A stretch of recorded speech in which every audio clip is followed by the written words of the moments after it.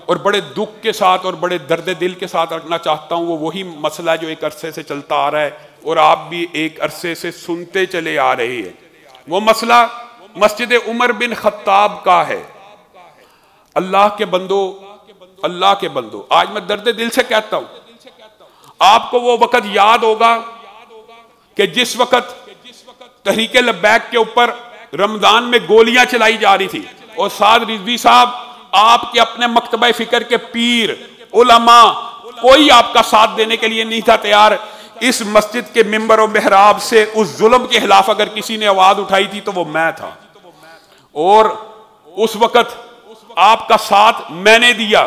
ہم بھی آپ سے یہ توقع کرتے ہیں اور ہمیں توقع ہے اور ہمیں یقین ہے کہ اگرچہ وہ بعض شر پسند اپنے آپ کو آپ کی جماعت کا بندہ کہتے ہیں، لیکن ہمیں امید ہے کہ آپ اس مسئلے کو حل کرنے کے لیے آگے بڑھیں گے۔ ہماری طرف سے کوئی مسئلہ نہیں ہے، شو یہ کیا جاتا ہے ہماری طرف سے مسئلہ۔ مجھے آپ بتائیے ایمانداری سے، سجدہ کرنا، نماز پڑھنا، عبادت کرنا، کیا یہ ہر مسلمان کا حق نہیں ہے؟ ہمارے وطن عزیز میں تو یہ حق اور اسلام میں یہ حق تو اقلیتوں کو بھی دیا گیا ہے کہ وہ عبادت کریں۔ تو اگر ایک اہل حدیث، اہل توحید وہاں پہ سجدہ کرتا ہے، نماز پڑھنا چاہتا ہے، جمعہ پڑھنا چاہتا ہے، اعتکاف کرنا چاہتا ہے، تراویح کرنا چاہتا ہے، اعتراض کیا؟ جس کو اعتراض ہے، جس کو کوئی مسئلہ، اس کی طرف سے شر پسندی ہے کہ جس نے پڑھنا اس کی طرف سے شر پسندی ہے۔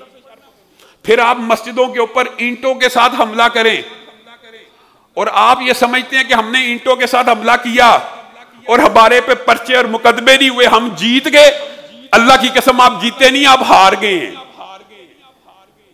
اور آپ یہ سمجھتے ہیں جی پولیس ہمارے پر مقدمہ درج نہیں کرتی تو ہم جیت گئے ہیں۔ پولیس والے بیچارے بھی ہمارے بھائی ہیں، آپ کو کیا پتا کہ وہ آپ کے پیچھے سے کیا باتیں کرتے ہیں؟ آپ سمجھتے ہیں کہ آپ جو شر پسندی کرتے ہیں اور جتھے بازی کرتے ہیں اور بلیک میل کرتے ہیں پولیس افسران اور ادارے، آپ کی یہ باتیں نوٹ نہیں کر رہے؟ اللہ کی قسم نوٹ کر رہے ہیں، اور آپ یہ سمجھتے ہیں کہ وہ آپ کو حق پہ سمجھتے ہیں۔ ہرگز نہیں، آپ کے جتھے سے مروب ہو سکتے ہیں، آپ کے گروہ سے، آپ کے جلاؤ گراؤ کی سیاست سے مروب ہوتے ہیں، لیکن وہ پیٹھ پیچھے جو آپ کو کہتے ہیں اگر آپ وہ سن لیں تو آپ چلو بھر پانی میں ڈوب جائیں کہ ان کا آپ کے بارے میں نقطہ نظر کیا ہے۔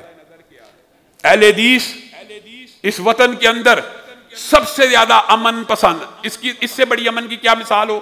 میری عمر تقریباً 46 برس کی ہونے والی ہے، ایک پھول توڑنے کا، مکھی مارنے کا مقدمہ درج نہیں، اور صرف میرے پہ نہیں، ہم نے جو 2 لاکھ ممبر بنایا ان کے لیے بھی پولیس سرٹیفکیٹ ضروری رکھا تھا، ان 2 لاکھ ممبران میں سے بھی کسی ایک کے اوپر مقدمہ نہیں۔ اس سے زیادہ امن پسندی کی اور قانون پسندی کی اور دستور پسندی کی کیا مثال ہو سکتی ہے؟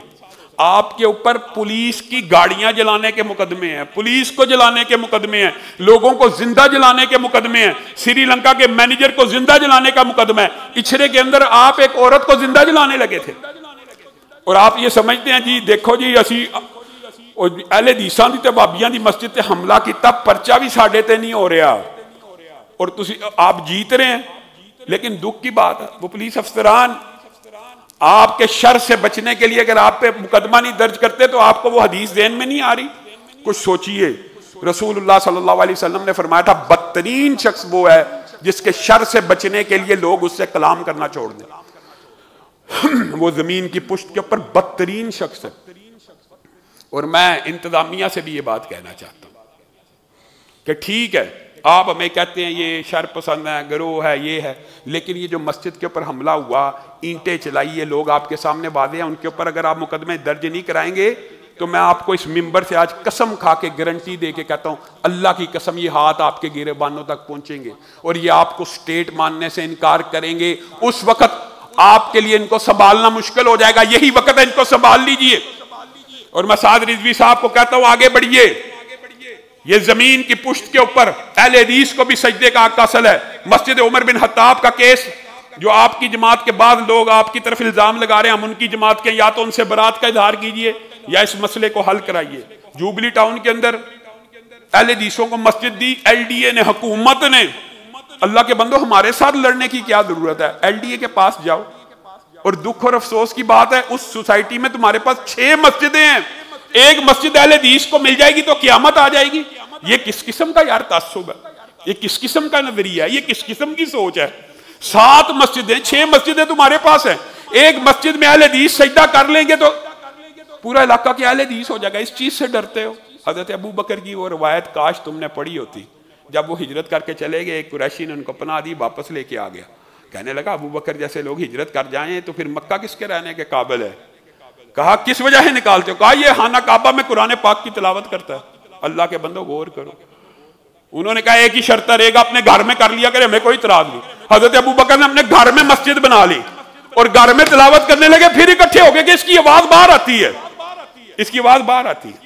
اللہ کے بندو، یہ مسجد عمر بن خطاب ذاتی پیسوں سے اہل حدیث اہل علاقہ نے آج سے 14-15 سال نہیں 20 سال پہلے کے قریب بنائی ہے، 20 سال ہو گئے، اپنے پیسوں کی، اپنے گھر میں عبادت کرنا چاہتے ہیں، اپنے گھر میں سجدہ کرنا چاہتے ہیں، تم سے اجازت نہیں، کوئی شرم کرو، اور اس معاملے کو افہام تفہیم کے ساتھ اور مذاکرات سے حل کرو۔ میں پولیس کو بھی کہتا ہوں، اداروں کو بھی کہتا ہوں، ہر دفعہ معاہدہ جائیے، آپ نے جو معاہدہ کیا ہمیں وہ منظور ہے، کروائیے عمل۔ آپ عمل تو کروا نہیں سکے، آپ ان کے اوپر پرچے تو کاٹ نہیں سکے، تو جن بیچاروں نے چنگی امر صدو کے اندر ان کے خلاف احتجاج کیا کہ ان کے اوپر پرچے کاٹے جائے، ان پہ مقدمے درج کر دیے۔ یہ ظلم کی انتہا ہے، یہ ہمارا ملک کہ جنہوں نے اینٹیں ماری، پتھر مارے، ان کے اوپر پرچے نہ ہوئے، پرچے ان کے اوپر درج کر دیے گئے کہ جو احتجاج کر رہے ہیں کہ ان کے اوپر مقدمہ درج۔ ہمیں پتہ پولیس بیچاری بھی لا اینڈ آرڈر کی سچویشن سے، ان کا بھی قصور نہیں ہے، یہ بھی ان سے گھبراتے ہیں، لیکن گھبرانے کی بات نہیں ہے۔ اگر آپ آج گھبرائیں گے تو یہ آپ کے سر کے اوپر چڑھتے جائیں گے۔ ان کو پروب کیجئے اور ان کا پیچھا کیجئے اور ان کا تعاقب کیجئے اور اہل حدیثوں کو ان کا حق دیجئے۔ اور میں آپ سے اور پورے پاکستان کے اہل توحید سے یہ بات کہنا چاہتا ہوں، بلکہ دیوبندیوں سے، اہل حدیثوں سے اور بریلویوں سے جو معتدل ہیں، کہ آئیے اس بات کے اوپر اتفاق کر لیجئے کہ کلمہ گو مسلمان کو عبادت کا حق حاصل ہے، یہ اتفاقی مسئلے، سجدے کا حق حاصل ہے۔ اللہ کے لیے یہ فرقہ وریت کو چھوڑیے، آپس میں اتحاد اور اتفاق کی فضا قائم کیجئے، فرقہ وریت کو چھوڑ دیجئے۔ کیوں میں یہ بات کہتا ہوں؟ میں نے ہمیشہ اتحاد کی دعوت کیوں دی؟ بعض لوگ میرے اپنے بھی اس بات پہ کہہ جاتے ہیں آپ اتحاد کی بات۔ اللہ کے بندو، ایک خاص سوچ اور طبقہ فکر ہے جو ہر وقت اس بات پہ خوش ہوتا ہے اور مولوی آپس ہی لڑن لے جائے۔ اللہ کی قسم یہ سوچ ہمارے معاشرے کے اشرافیہ کے ایک طبقے میں موجود ہے، وہ تو چاہتے ہی ہیں کہ مولوی لڑتے رہے۔ دیکھیا انہاں نو حکومت دینی جے اے آپس اے آگے تے انج ہوئے گا، اے آگے آج تک مولوی کو آنے نہیں دیا اس بنیاد کے اوپر کہ آگے تو یہ ہوگا۔ آپ وہی تاثر لوگوں کے سامنے ڈالنا چاہتے ہیں کہ ہر وقت لڑائی جھگڑا، ہر وقت مار کٹائی، کس بات کی کہ سجدہ نہ کرے بندہ مومن؟ اللہ سے ڈرو، اللہ سے ڈرو، اللہ سے ڈر جاؤ کہ بندے اگر سجدہ کریں گے تو کیا فرق پڑ جائے گا۔ وہ جو طبقہ وہ خوش ہوتا ہے، تالیاں بجاتا ہے، آپ کو کیا پتا لڑائی ہوتی ہے تو وہ خوش ہوتے ہیں، دیکھا مولوی لڑ رہے ہیں۔ تو آج پورے پاکستان سے ہمیں یک زبان ہو کہ مسجد عمر بن خطاب کے ارد گرد رہنے والے باسیوں کے ساتھ بھی اظہار یکجہتی کرنا ہے، اظہار یکجہتی کرنا ہے، اور ان کو یہ احساس دلانا ہے کہ ہمارے وہ مظلوم بھائی اکیلے نہیں ہیں، ہم سب ان کے ساتھ مالی طور پہ اور جانی طور پہ ان کے ہمراہ ہیں، ان کی بات کو اٹھائیں گے سوشل میڈیا کے اوپر، ہر ممبر و محراب کے اوپر، اس کاز کے لیے ہمارا ساتھ دینے کے لیے تیار ہے؟ ہاتھ اٹھا کر وعدہ کریں انشاءاللہ جمعے کے بعد آپ نے ان 2 باتوں پہ احتجاج ریکارڈ کرانا ہے، مسجد عمر بن خطاب اور جوبلی ٹاؤن، اسی مرکز کے باہر آپ نے وہ احتجاج جو آپ کریں گے اس کی تصاویر ہم اعلیٰ حکام کو بھیجیں گے کہ ہر مسجد سے یہ آواز اور یہ صدا اور یہ ظلم اور زیادتی کے خلاف باتیں ہو رہی ہے۔ دوسری بات، جس وقت علماء کو سیکیورٹی کی ضرورت ہوتی ہے اور جس وقت تھریٹ کالز اور تھریٹ الرٹس آئے ہوتے ہیں اور پورے پاکستان کے ادارے متحرک ہوتے ہیں کہ آپ کو یہ خطرات ہیں، اس وقت میں ان شر پسندوں کی وجہ سے میری سیکیورٹی واپس لے لینا، اس کے اوپر بھی آپ نے آواز کو اٹھانا ہے۔ اللہ رب العزت جو کہا گیا، جو سنا گیا، اس کو سمجھنے کی توفیق عنایت فرمائے۔ سبحان ربک رب العزت عما یصفون وسلام علی المرسلین والحمد للہ رب العالمین۔